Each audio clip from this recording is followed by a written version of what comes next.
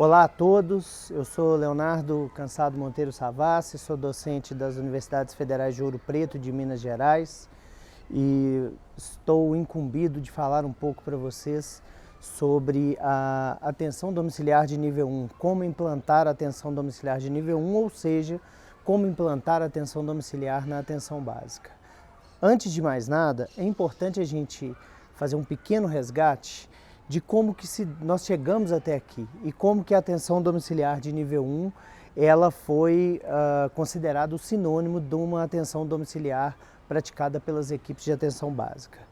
Então, em 2006, uma portaria 2529/2006, pela primeira vez definia de uma maneira clara, ampla, a atenção domiciliar no âmbito do SUS, não específico de alguma doença ou de algum nível de atenção, mas a atenção domiciliar enquanto uma política de governo, uma política de Estado voltada para a construção realmente de equipes de atenção domiciliar e fomento a serviços de atenção domiciliar. Infelizmente, essa portaria não gerou a criação dessas equipes e aí no ano de 2011, a portaria 2527/2011, ela redefine a atenção domiciliar no âmbito do SUS e redefinindo a atenção domiciliar no âmbito do SUS, essa portaria ela cria ou ela define 3 modelos de atenção domiciliar. A atenção domiciliar de nível 1, que é destinada a pessoas que tenham uma dificuldade ou impossibilidade de se locomoverem até as unidades básicas de saúde, até o serviço de saúde como um todo, e que esteja dentro da capacidade de atenção das equipes que fazem a D1, que são exatamente as equipes de saúde da família e as equipes de atenção domiciliar. A D2 vai ser destinada a usuários que demandem uma maior complexidade, uma maior frequência de cuidados, que ultrapassa a capacidade de atuação das equipes de saúde da família e que, além disso, eles estejam em algumas das situações que são previstas por essa portaria, quais sejam a necessidade de adaptação a ostomias, órteses, próteses, sondas, o cuidado ao recém-nascido baixo peso, até que ele atinja um peso suficiente para ser cuidado pelas equipes de atenção primária. Então, uma série de situações que nós vamos mostrar nos slides a seguir. E essa portaria ela cria atenção domiciliar de nível 3, a AD3, que também é feita pelas mesmas equipes que fazem a D2, então as EMADs, equipes multiprofissionais de atenção domiciliar, apoiadas pelas EMAP, as equipes multiprofissionais de apoio. Então, tanto para a D2 quanto para a D3, a gente tem as EMADs e EMAPs fazendo essa atuação. A diferença da AD3 é que ela, além de todos os elementos que definem essa necessidade de cuidados mais intensos e presença de uma maior complexidade tecnológica, na AD3 a gente trabalha com a lógica da oxigenoterapia, da ventilação mecânica, da paracentese, da diálise, ou seja, existem procedimentos que são realizados no domicílio e que definem a AD3. Então a portaria 2527/2011 ela faz essa definição e aí posteriormente, em 2012 e em 2013, o Ministério da Saúde ele cria novas portarias. Em 2013 é lançada a portaria atual, a portaria 963/2013, enquanto a 2527/2011 previa uma equipe de atenção domiciliar para cada 100 mil habitantes, posteriormente em 2012 a previsão cai para 40 mil habitantes, até que em 2013 isso cai para 20 mil habitantes, com a possibilidade dos municípios, de mais de um município se consorciar. Só que daí cria-se a seguinte situação: se a gente considerar um máximo de cobertura dessas equipes, até metade da população brasileira estaria coberta pelas equipes de atenção domiciliar. A outra metade não estaria, seria justamente aquela população que teria municípios de menor porte, de pequeno porte, né? Que não teriam população suficiente para montar a sua equipe de atenção domiciliar. Além disso, a gente tem uma segunda situação, a gente tem a presença das equipes de atenção domiciliar, mas nós também temos o cuidado realizado pelas equipes de atenção básica. Então, independente de você ter a D2 e a D3, no país inteiro você tem a D1. E aí, para isso, a gente vai abordar então aqui hoje, conforme foi solicitação dos alunos, né, do nosso curso, a questão de como implantar então a atenção domiciliar nas equipes de atenção básica. Bom, As consequências, então, da evolução das portarias até a portaria 963 é que a gente chega num ponto em que grande parte da população brasileira vai estar coberta por essas equipes de atenção domiciliar, né? Nós chegamos aí próximo a em torno de 1.000 equipes EMADs em todo o Brasil, mas isso nos leva a lembrar dois pontos fundamentais. Primeiro, existe uma grande parcela da população, em especial os municípios de pequeno porte, que não tem população suficiente para criar essas equipes, que estão sob responsabilidade na atenção domiciliar exclusivamente da AD1. E mesmo naquelas situações em que há equipe multiprofissional de atenção domiciliar, ela vai atuar sob critérios específicos. Ao atuar sob critérios específicos, a gente tem que lembrar que uma série de situações que não fazem parte do âmbito de atuação dessas equipes de atenção domiciliar, naturalmente vão estar sob o cuidado da atenção domiciliar de nível 1. A EMAD, então, ela vai se responsabilizar, em geral, por pacientes que são crônicos que estão agudizando ou pacientes com situações específicas e por um tempo determinado. Em geral, quem faz o cuidado ao paciente em situações crônicas vai ser a atenção domiciliar de nível 1, vão ser as equipes de saúde da família, as equipes de atenção primária. E é importante também ressaltar que a atenção domiciliar promovida pelas equipes multiprofissionais de atenção domiciliar, ou seja, o SAD, o Serviço de Atenção Domiciliar, ele vai ser complementar ou substitutivo. Então ele vai substituir, por exemplo, o cuidado no hospital ou o cuidado daquele paciente que está na UPA esperando uma vaga no hospital, na unidade de pronto atendimento, esperando uma vaga no hospital, mas que tem condições de ser tratado no domicílio como antibiótico terapia venosa ou tratamento de uma ferida, um curativo um pouco mais complexo, né?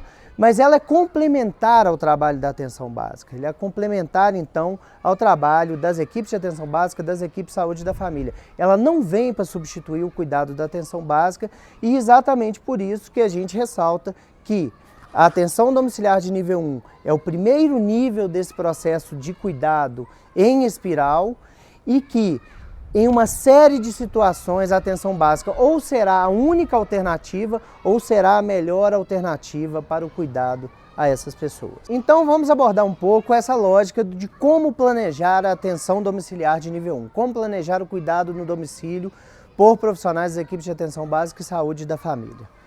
Em algumas situações, o gestor ou mesmo as equipes no processo de implantação ainda não têm o conhecimento da realidade que envolve o território pelo qual aquela equipe é responsável. E isso é cada vez menos frequente. Mas nessas situações você vai ter que trabalhar com elementos de estimativa da população, verificar dentro dessa estimativa populacional a frequência, a prevalência de doenças crônicas e os extremos da vida. A gente sabe que a atenção domiciliar segue uma curva de cuidados, mais ou menos no formato de uma curva em J, que é a curva em geral de todos os cuidados em saúde. Mas nos extremos da infância, dos 2 primeiros anos, onde a gente tem as doenças de tocotraumatismo e as síndromes genéticas, metabólicas mais importantes, e depois à medida que você se aproxima da faixa etária do idoso, onde as doenças crônicas e degenerativas vão ser responsáveis por um grande número de pessoas com perda de sua capacidade funcional, perda de mobilidade, serão pessoas que necessitarão de cuidador e do cuidado no domicílio.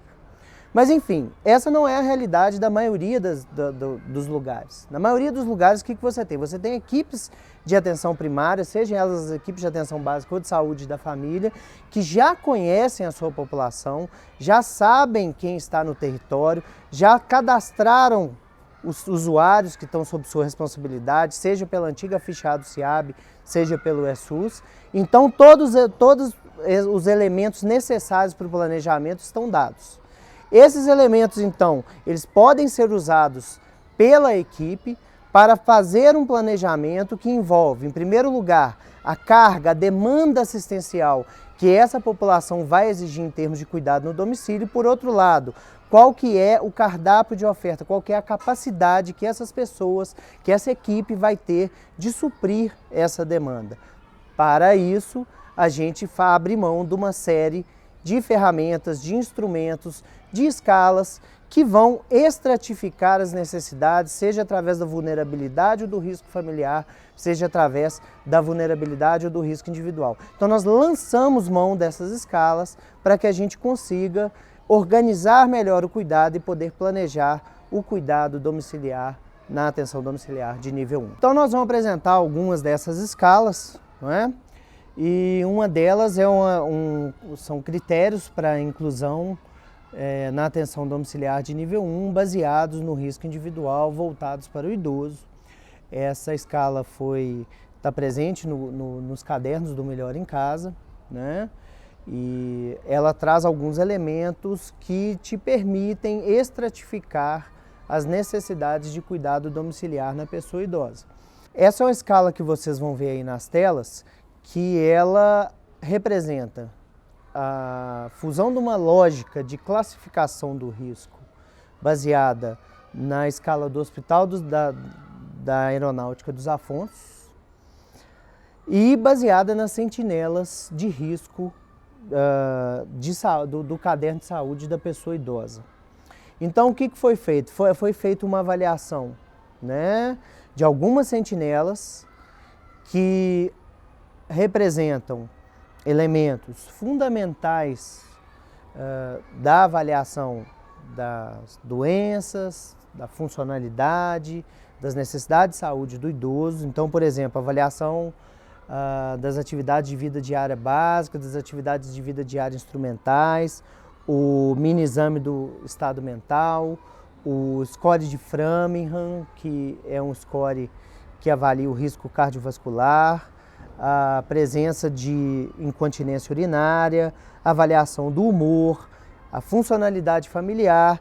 E para cada uma dessas sentinelas, o que a gente tem? A gente tem uma pontuação que vai variar de 1 a 3. Essa pontuação somada dá o score individual daquele idoso e a partir da pontuação que a gente obtém, a gente vai definir 3 níveis ou 4 níveis, né, de cuidados em saúde, que não são os níveis AD1, AD2, AD3, mas 4 níveis de cuidado em que a pessoa vai ser acompanhada ou fora do domicílio, porque ela não tem uma demanda, uma necessidade de cuidado no domicílio, ou vai ser acompanhado com maior ou menor frequência pela equipe de atenção primária.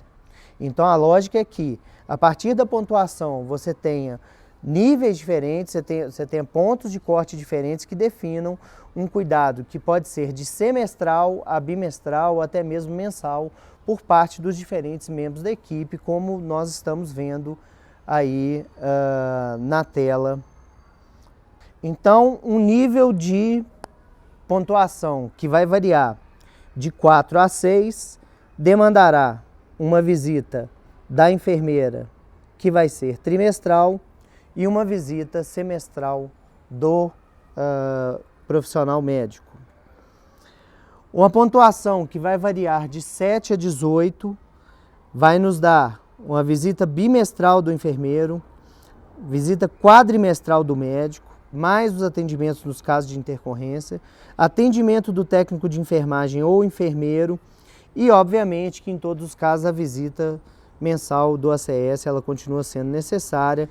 Lembrando que a visita mensal do ACS é baseada numa lógica de uma média de uma visita por família por mês. O ACS ele pode ser acionado para fazer visitas mais frequentes de acordo com a necessidade do cuidado domiciliar. E quando a gente tiver uma pontuação acima de 19 pontos, então nós programamos a equipe para que o enfermeiro faça uma visita mensal, que o médico faça uma visita bimestral e, além disso, você tem atendimento dos demais membros da equipe de acordo com a necessidade, por exemplo, o técnico de enfermagem e o próprio agente comunitário de saúde. Então essa é uma escala que foi desenvolvida, né, pelo pessoal da Universidade Federal de Ouro Preto e que pode ser um elemento de estratificação de necessidades, partindo de uma lógica que, a partir do momento que você classifica os seus idosos, você tem a capacidade de determinar qual que é o nível de cuidados que eles vão obter.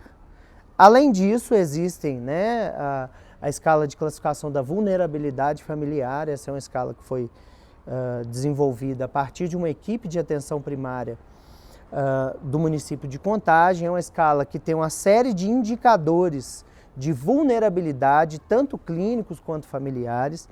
E é uma escala que também, a partir do momento que você define esses indicadores como presentes na família, você vai poder classificar o cuidado, vai poder classificar a demanda ou a necessidade de uma visita, de um cuidado por parte da equipe de saúde da família, baseado numa lógica de cuidado familiar, de entendimento da família como aquele contexto próximo, aquele contexto bem ligado às condições do paciente, né, às condições da pessoa.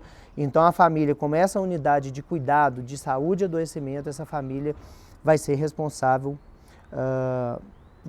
por esse processo, e avaliar a vulnerabilidade familiar nesse ponto é fundamental. Então o que nós temos na escala de vulnerabilidade familiar de Coelho-Savassi? Nós temos uma série de indicadores, então o acamado, deficiência física ou mental, baixas condições de saneamento, desnutrição grave, drogadicção, desemprego, analfabetismo, menor de 6 anos, maior de 70 anos, hipertensão arterial sistêmica ou diabetes mellitus e a relação morador-cômodo.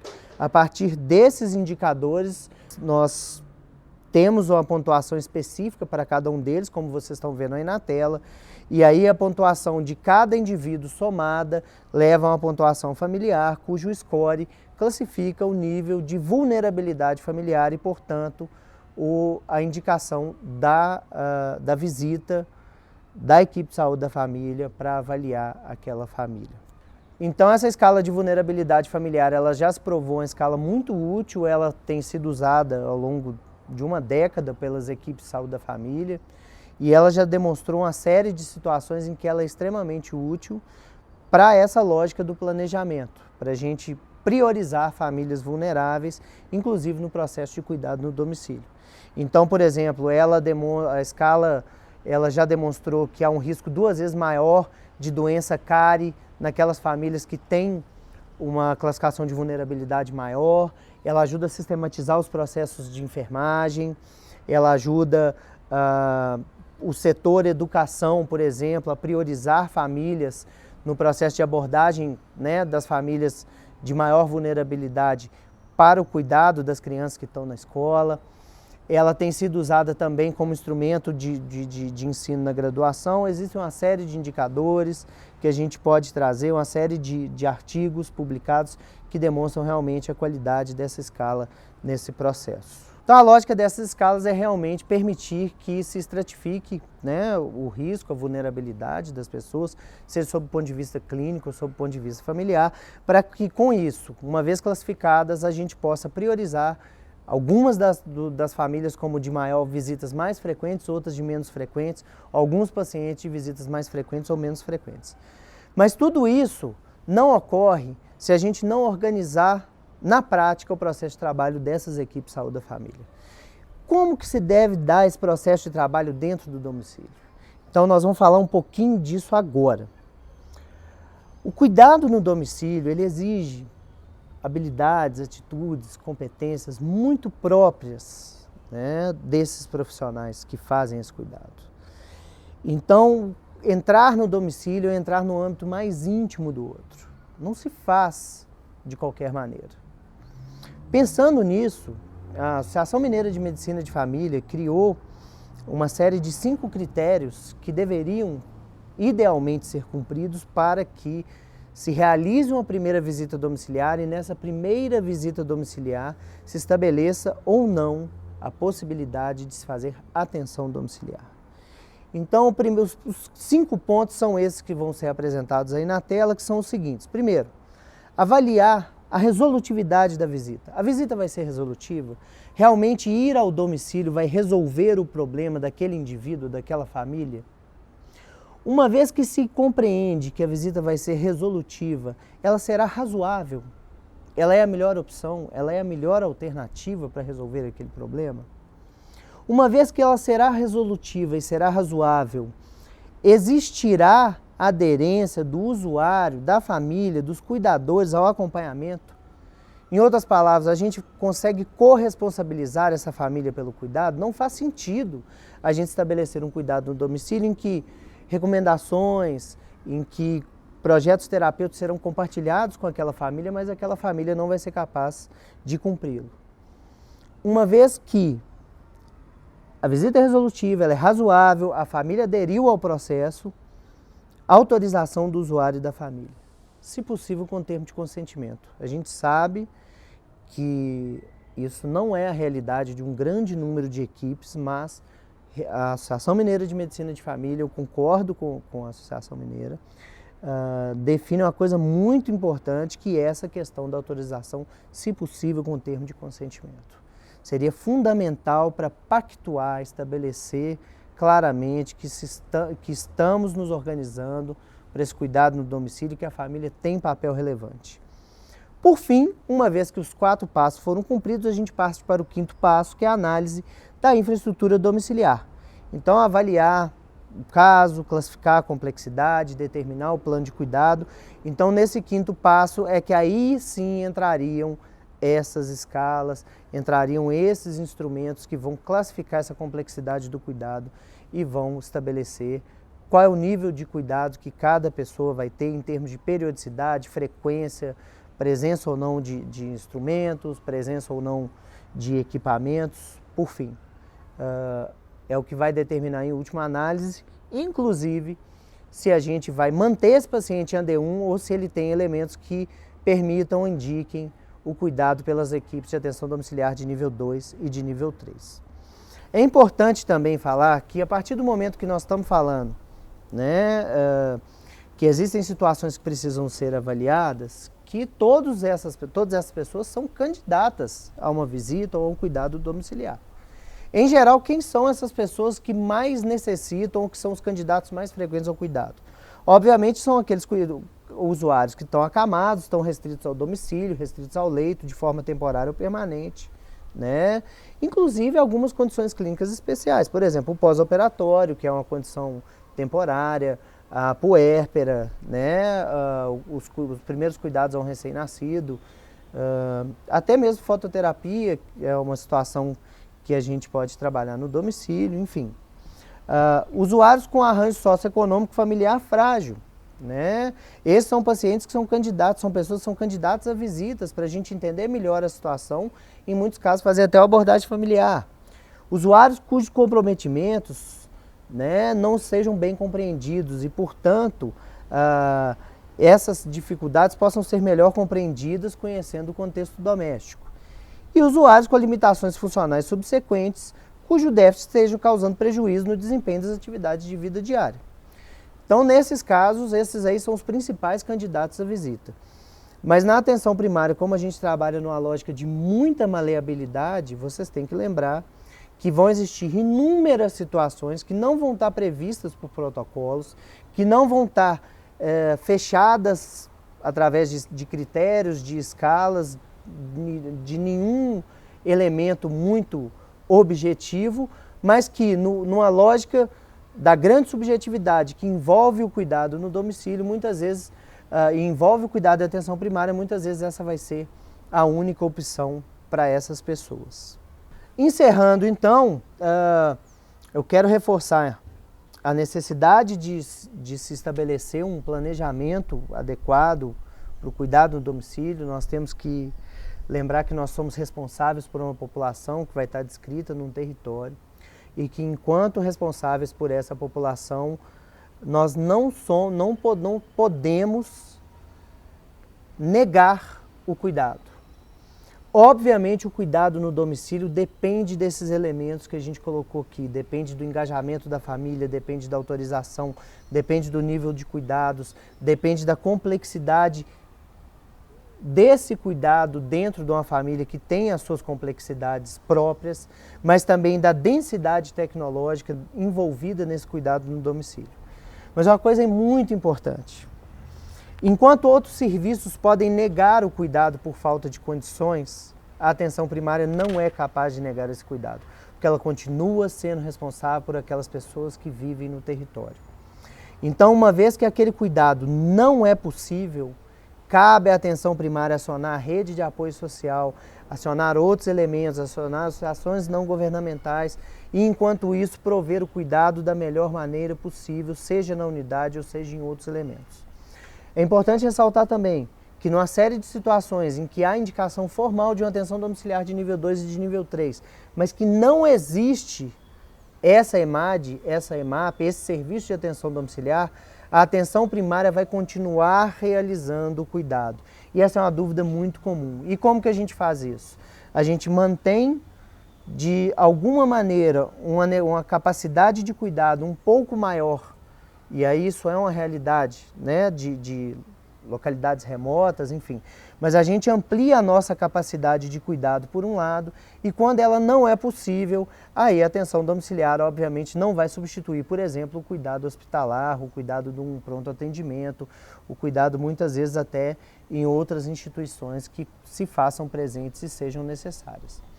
Mas a existência de uma equipe de atenção primária, de uma equipe de saúde da família, ela garante a qualidade e a possibilidade do cuidado pela equipe, do cuidado de atenção domiciliar de nível 1. Então é fundamental nesse processo que essa equipe lance mão desses instrumentos, que essa equipe ela se utilize dos instrumentos, além dos abordados aqui outros, né? Mas que ela se utilize desses instrumentos para que ela seja capaz de prover o cuidado no domicílio com a maior qualidade. Além dessa aula, nós vamos deixar aí links para alguns dos artigos que foram citados aqui e obviamente que eu convido a todos a acessarem o site do Ministério da Saúde, onde nós temos os cadernos da atenção domiciliar. Esse é o caderno volume 1, este aqui é o caderno volume 2. Nesses cadernos a gente tem uma série de instrumentos, de escalas que podem ser utilizados, uma série de elementos que ajudam realmente a realizar o cuidado e eles estão em muita consonância com esse curso, né? Então existe aqui uma série de elementos que vocês podem utilizar para ampliar e qualificar a atenção domiciliar de nível 1 e vários desses elementos são abordados ao longo do curso que vocês estão fazendo. Eu desejo a todos um excelente curso, desejo a todos uma excelente atividade, me coloco à disposição para que a gente possa posteriormente discutir, trazer as dúvidas, procurar responder da melhor maneira possível e agradeço ao convite da equipe organizadora do curso por me dar a oportunidade de estar aqui me comunicando com os alunos que estão participando do curso dessa maneira. Um grande abraço a todos.